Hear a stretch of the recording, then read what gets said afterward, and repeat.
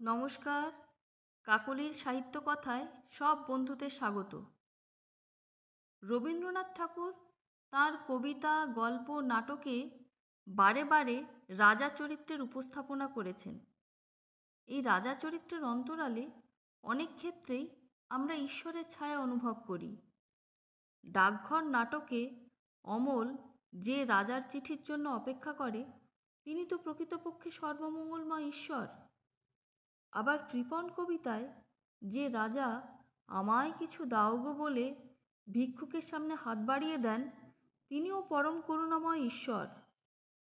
আমার আজকের কবিতায় যিনি রাজা, তিনি সৎ, সত্যপদে স্থির।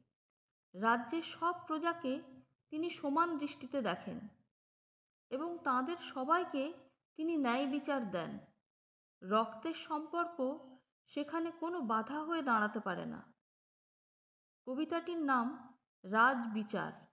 আমার খুব প্রিয় একটি কবিতা। শুরু করছি আবৃত্তি কবিগুরু রবীন্দ্রনাথ ঠাকুরের রাজবিচার। বিপ্র কহে, রমণী মোর আছিল যেই ঘরে, নিশীথে সে তা পশিল চোর ধর্ম না স্তরে।